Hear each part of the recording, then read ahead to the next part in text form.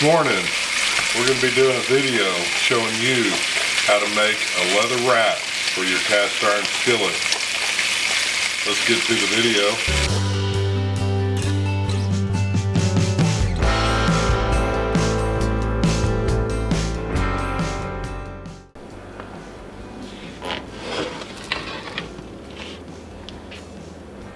I didn't get burned.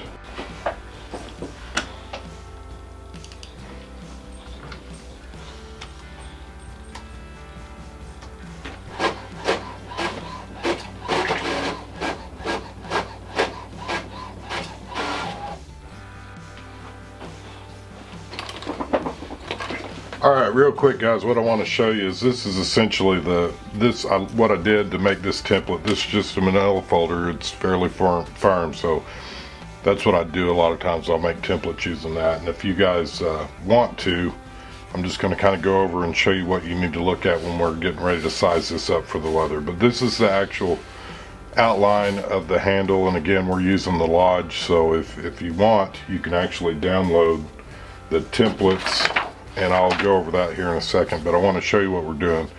Number one is this is basically the exact size of the handle. So when you're getting ready to cut your leather out, you need to make it wider, and it's twofold because you're going to have to sew your leather, and then so here would be the actual edge. You're going to have to, and this is kind of an experimental process. And a lot of leather work there's not an exact science. It's just a little bit of trial and error, because this right here, let's just say this is a 1/2 inch, and then I'm planning on going in 1/4 of an inch for my sew line, and then that gives you a little bit of a gap here. But if you sew differently than I do, you may need to go wider, or you could even come in narrower. But the thing that you got to be cognitive of or think about is this right here is much narrower than this width back here. So you have two options. If you're going to come in tight, and basically if you go to our website and you download the 3 patterns, I've got them listed. This is like option number 1, and if you'll notice, we have no sew lines on the template for this particular one, because you've got to have a little bit of a space, because if you sew this down tight, you're never going to get it over the wide part of the handle. It just isn't going to work. So that's why you need to think about it before you start. Okay, so option number 2, what we did is we just made this a little bit wider. Instead of as bottlenecked as the original version, it's a little bit wider, and you should be able to get away with sewing down the entire both sides. I personally like them both. I like the tighter fit, but then you have a couple of little loose pieces down here that aren't sewn. The top and bottom aren't sewn. So it's just a matter of opinion and what you decide you like. And then I also drew up a third one, which will make it easier. So if you want to use this template, you can basically come in here, and we're going to show you how to do that next, laying it out.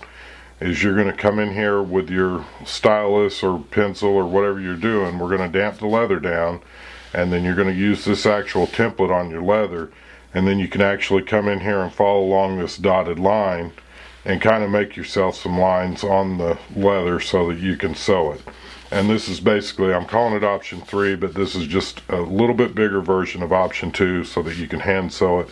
And then again, on the leather, we're going to be using 3 to 4 ounce.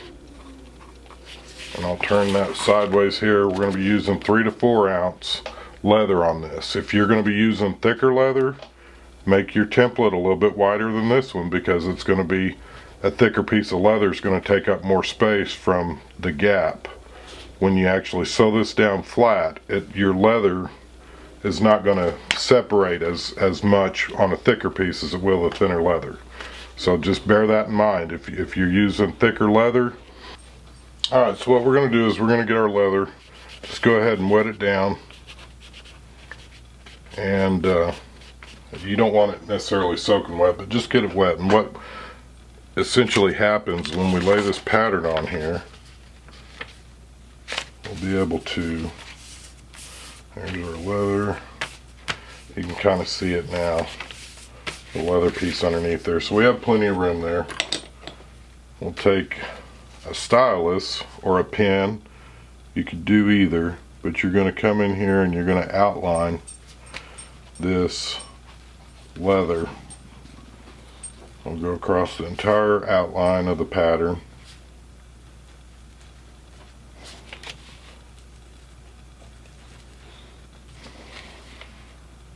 And again, guys, it doesn't have to be 100% accurate because we're going to come in and we're going to sand the edges. But what I do want to do is go down on these dots here that are already pre-drawn on the template, and that's going to give us a guideline to follow when we get ready to start with the pricking iron. So as you can see, and I don't know how well you can see that, it may be easier for me to see it, but here's our hard outline right here, and then here's our dotted. Alright, so the next thing we're going to do is we're going to get our box knife and cut that out.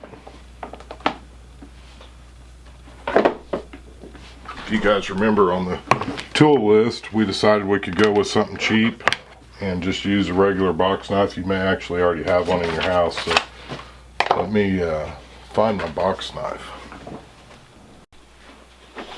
And I'll give you a real quick hint. A lot of people don't realize this, but you can actually strop a razor blade. But you want your box knife or whatever you're using, you want it razor sharp. But you can strop your knife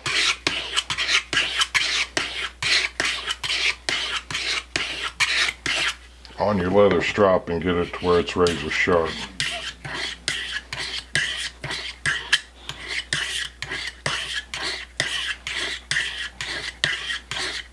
And she's just going to cut along the outside edge, staying away from the dotted line that we have for the sew line. And again, it doesn't have to be exact, so don't be 100% concerned with how close you are to the line, because we're going to sand off later.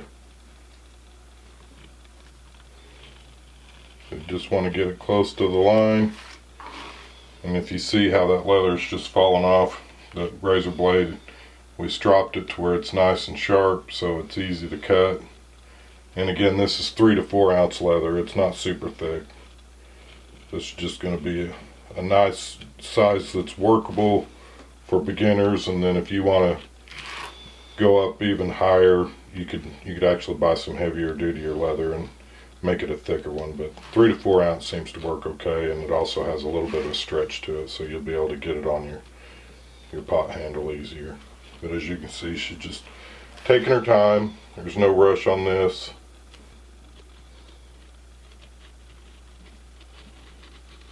And then boom, that's it, guys. She's got it cut out. So what we're going to do next is we're going to grab that other piece of leather and we're going to flip it inside out, and then she's going to use that pen that's right beside her to just draw a rough outline of the one that she just cut out on the back side of the other piece of leather. And that way, again, this is just going to make it easier so that they kind of match. And this is not going to be seen because it'll be on the inside, and then actually we'll end up sanding that off anyway, so it's not that big a deal. As you can see, she's just running a pencil. And then again, another little trick and tip is when she's cutting this out, she's going to go a little bit to the outside of that line because it's going to make it a lot easier when she gets ready to glue it up. She's not going to have to try to match it up exactly. So by staying away from the line, it gives you a little more room to play with so that you're not having to fight that and get them matched up identical. So she's staying wide of the line, and you can make that as much as you want. She's been doing this a lot, so she's not going real wide, but I would say for a beginner, I would make that other piece about 1/4 of an inch wider than the other one all the way around. That way when you get ready to do the glue up, it's just going to be easier on you, and it doesn't have to be an exact matchup. Because once that glue sets, and we're going to go to that next, it's going to be tough to take apart. Alright guys, she's getting her glue. Again, this is the Bards. We go through a lot of the glue, so we actually have the big one. And the link on that very first video we did on the top 10 tools or whatever that you'll end up wanting, we we put a link to a smaller tube, and the tube might actually work a little bit easier because you can kind of squeeze it out. But basically the way this rubber cement works is it sticks to itself. So if you end up making a mess and getting it a little too sticky, it's not that big of a deal, because you can actually probably rub it off because it's just going to stick to itself a lot of times. And then also I want you to know we didn't stain this, just in case some of y'all haven't got the leather stain yet. We're going to do this in what you call a natural, and it's just going to be the natural color, and then over time it will get its own little patina to it and make it look a little more authentic. But it's going to look cool either way, whether you decide to stain it or not. And we'll show some versions of it with it stained when we get this done, because we'll show you the difference kind of between doing it by hand, and then also Angie's going to sew one up with her sewing machine, and that way you can kind of see the difference between hand sewn and versus the sewing machine. And there's pros and cons to both, and it's just a matter of what a person likes. And I'm wanting to show you guys how you can do this without the expense of the sewing machine, because you don't need that expensive sewing machine unless you're just cranking out a lot of stuff. She's going to go ahead and do the other side real quick. And then again, guys, she's putting the glue on the inside because you're going to go inside to inside to glue it up, and she'll flip that other one over real quick, and we'll speed through this because you guys obviously know what she's doing. She's basically trying to stay on that outside of the sew line where she's going to end up sewing. So she'll get that, and then we'll come back. Alright, so she's got both sides, the glue's down, and then what you want to do is you just kind of want to wait until it's not really sticky. Tacky. Yeah, and then you're going to place them on top of each other. And again, if you'll cut that other piece wider, and that's what I was trying to explain at the very beginning, it makes this so much easier, because after you get them glued together, you can trim off the edges. Alright, we're to the point where we're ready to start, and we're going to run the pricking irons down the edge of this, and you'll see that there's some curve to this.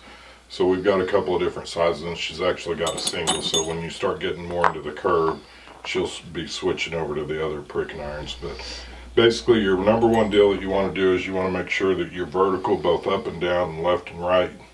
The forward and backwards is kind of self-aligning with the when you've got multiple teeth like that, but you want to make sure that whenever you start hitting that and driving that through, you're not going out the edge on the other side, which is another reason you want to leave that bottom side wider. And we'll do all the trim up later. But she's going to go ahead and start hammering it in. She's right-handed, so we're on the right-hand side of her so you can kind of see. But she doesn't have to go in very far, just far enough to get the deal through the pricking iron through the both pieces of leather. And then when you're pulling it out, you want to make sure, and you didn't necessarily see her do it, but she'll put her finger down here so that it's not stretching the hole out. So when she's pulling it out, you don't want to, because you can end up stretching those holes out way bigger than they need to be by the way you pull the tool out when you're done. But she's just fine-tuning it. She's lining it up with her right hand right now, getting it ready to line up, and then she's going to start with the next one. But what she's going to do when she starts with this iron here is she's actually going to line it up in that last hole, so that way when she starts this, even though she's going with a 3-prong, your hole spacing is going to be the same. So she's lining it up on the back hole, and now that she's got it lined, she's holding it vertical left and right and frontwards and backwards, and then she's the same deal, just kind of light taps, get it through there while she's holding that steady. And then she's going to use her right thumb to hold there you go. Yeah, she's just using both fingers to pull it out. That way it's not coming out at an angle. And then she's going to continue doing that all the way around. I'll come around to the other side and get some video of her doing it. But basically she's just following that line that we initially marked in when we was marking the pattern out on the leather. So she's just going to keep on going and keep on hammering that through.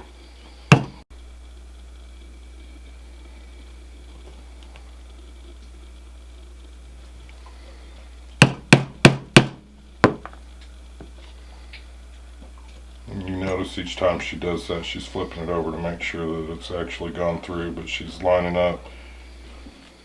Each time she'll line up off of that last hole, that way it's keeping her spacing correct.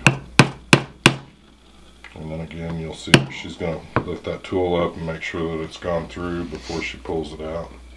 And then she's fixing to get down here into the curve where she's going to have to go over to the single one.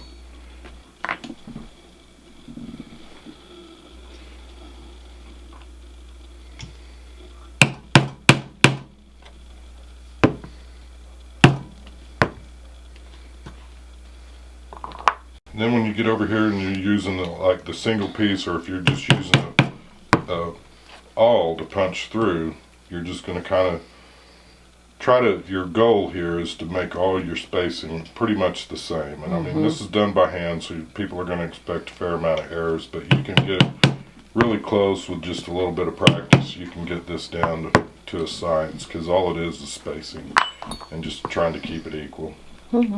Yeah, that curve there, you're probably just going to have to go all the way around. So,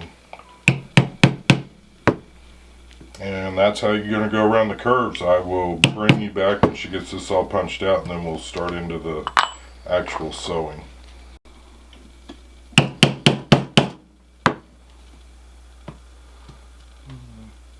And this view looking right over her shoulder is probably the best view yet. You can kind of see what she's doing. She's just continuing to go down that, double checking each time. She's pulling that out so that she's not stretching the leather. And she's keeping her spacing the same all the way down. And again, this isn't a real tight curve, so she's able to get away with the 3-prong. And then if it was really straight, they sell like 5, 6, and 7-prong tools and all that, but this is just a nice gentle curve, so the 3 and the 5 are working okay in the flat spots. So.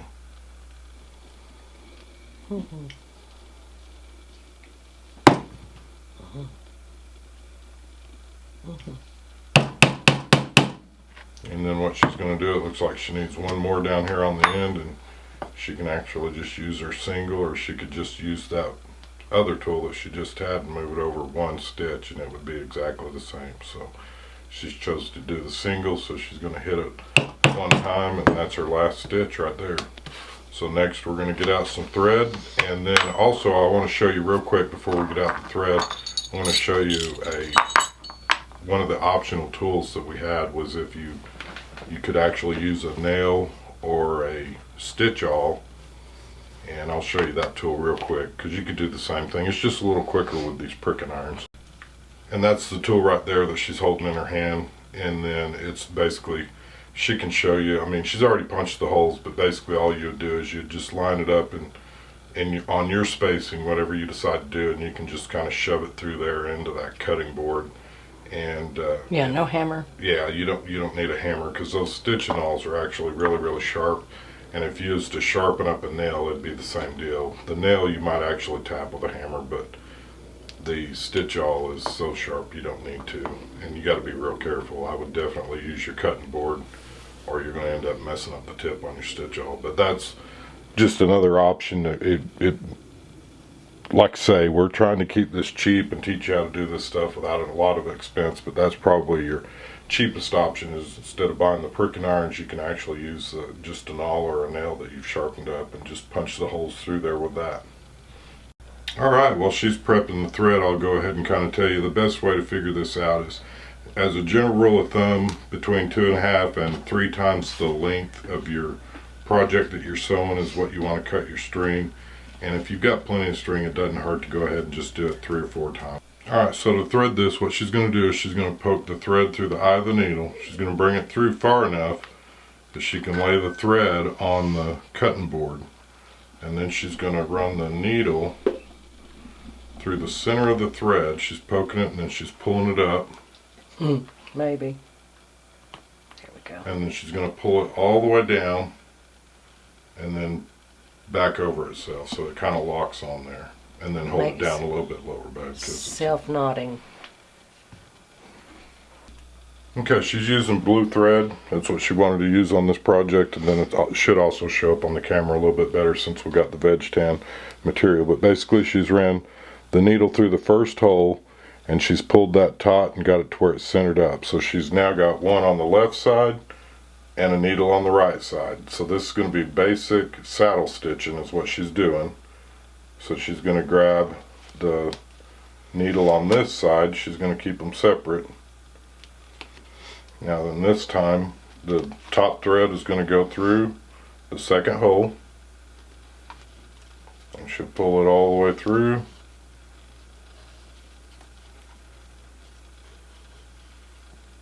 And then she's going to drop that one, pick up the other needle, and it's going to go through That same the same hole.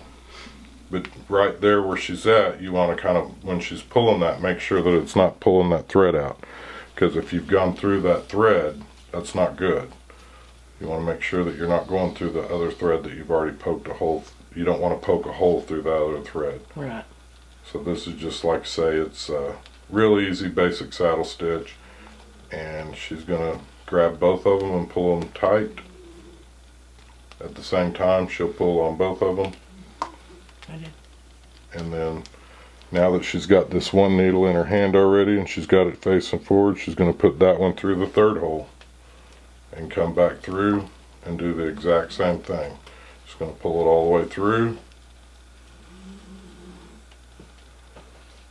and just lay that needle on the ground or whatever, and she's going to get the other needle.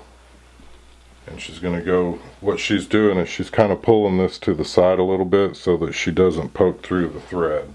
She's going on the other side of it.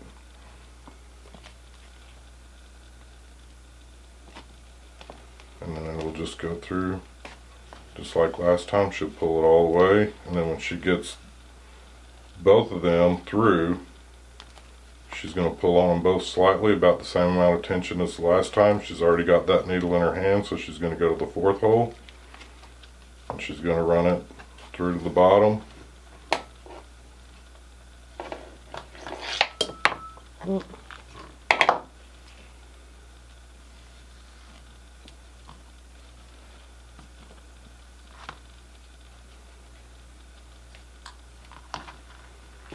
And then the same deal, she's going to pull that string a little bit to the left so that she doesn't sew through it.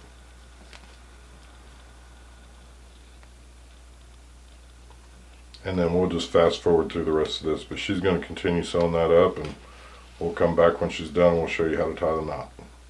But that's essentially your basic saddle stitch. It's just you're running the thread over through the same hole front and back all the way through.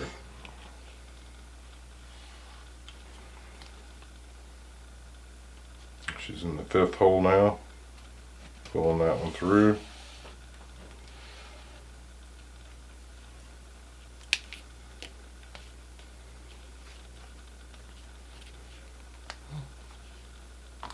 And then one of the key things when you're doing this, guys, is to be consistent. Whatever you start out doing, do the same thing over each time, because if you're going to pull to the left when she's going through the back, and then the next time you pull through the right, it's going to show on the top side and the bottom, because it's going to look a little bit different each time.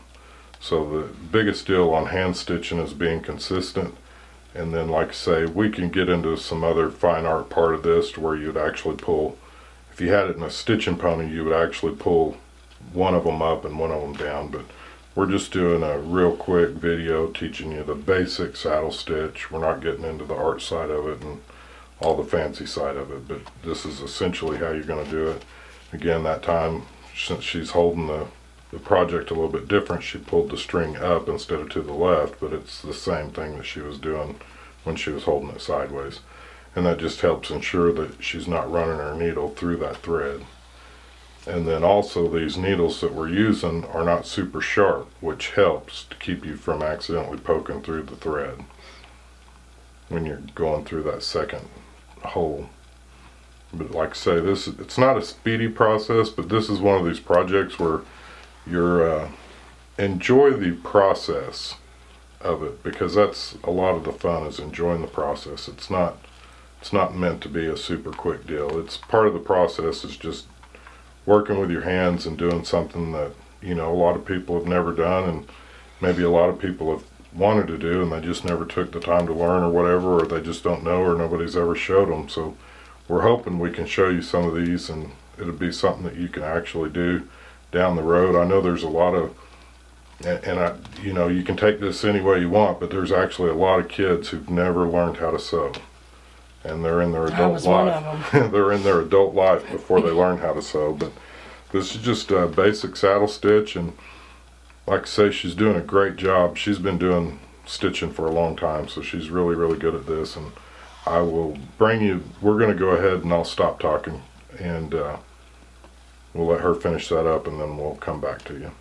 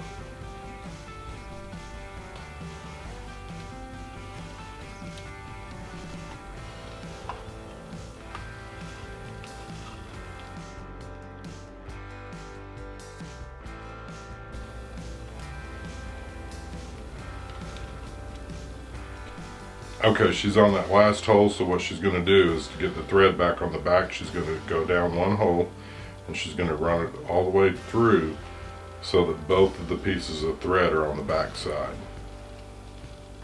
And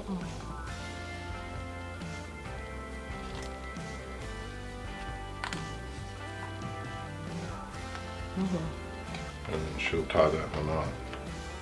And it sounds like a train, and I'm going to go shut the windows. Believe it or not, guys, it's January, what is today? The 10th? January 10th. We're under 70 degrees. Yeah, 70 some odd degrees.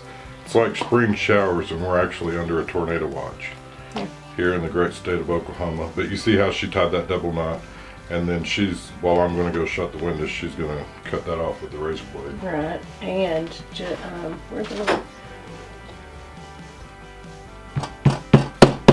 There.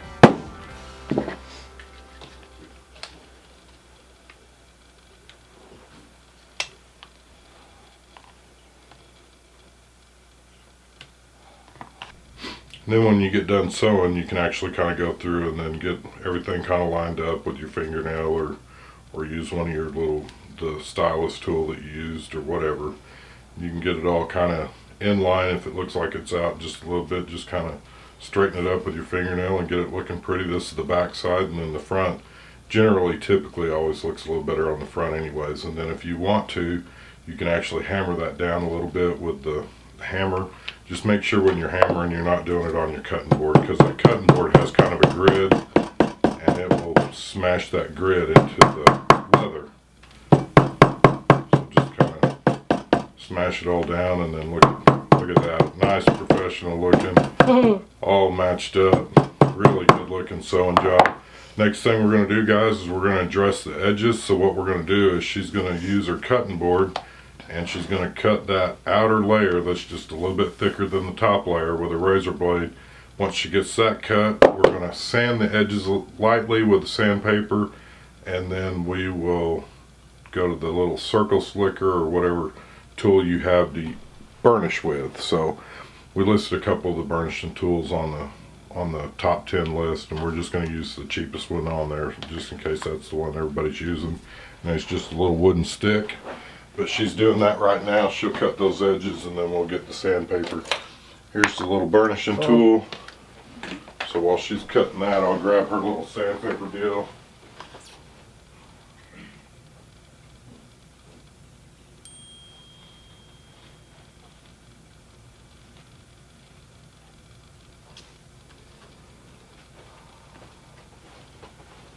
And this sandpaper doesn't have to be anything fancy, just whatever you've got handy laying around the house that you've already got. Typically, if you got a woodworker in your family, or you know somebody that does any of that, you'll probably just got some sandpaper laying around from even just basic home repairs or whatever, but you don't need anything super fancy. This tool right here is just a regular tool you can pick up at Home Depot, or you can just wrap some sandpaper around a stick like what I got on the edge of the frame right now, trying to stay out of her way. And then Since she has a razor. yeah, since she's got a knife in her hand. And then this is just another little version of a burnisher tool here. I noticed you were on really good behavior right now. Yeah, I try to behave when she's got a razor blade. So now that she's got her edges, she's just going to sand that real quick and kind of smooth it out a little bit.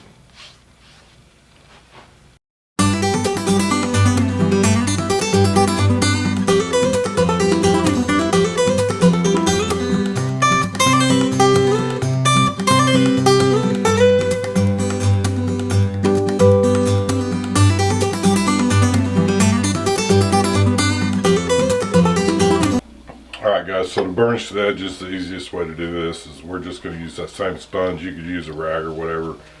And if you've got saddle soap, it's fine, but you don't have to have it.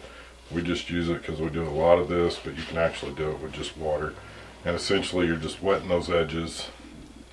And then she's going to use that circle slicker or burnishing tool, whatever you want to call it.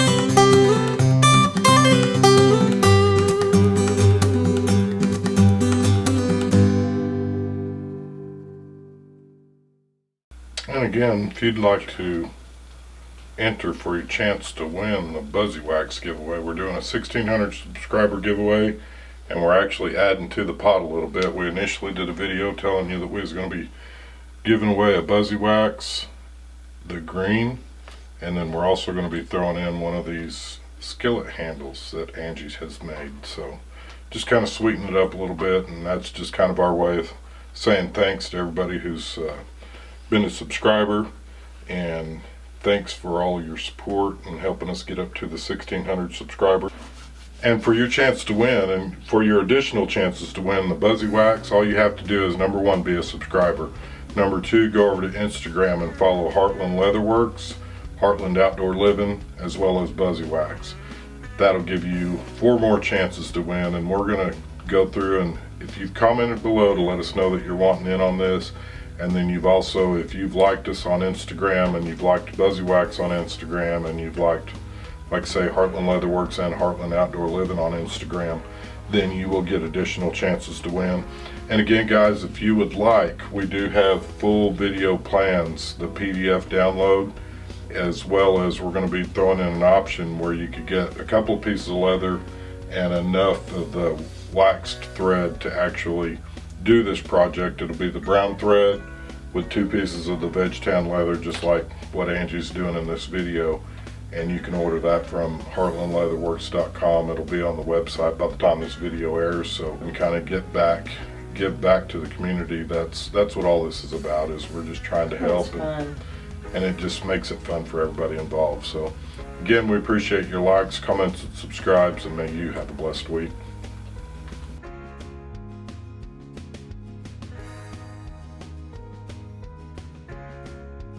And then also, to make this simpler, what we've decided to do is we're going to go ahead and we're going to offer an option on the website just for you guys that just want to learn the craft or not spend a ton of money.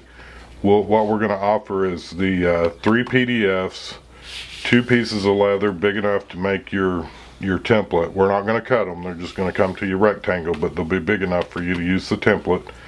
And then also some of the thread, which what we've got is this brown, and it's the tiger thread, which is the wax thread. And there'll be enough in that little kit, so you get 2 pieces of leather and the wax thread to follow along if you choose to. Again, we don't care one way or another. We're just trying to help the people who don't want to spend a bunch of money, because this stuff gets expensive buying it all.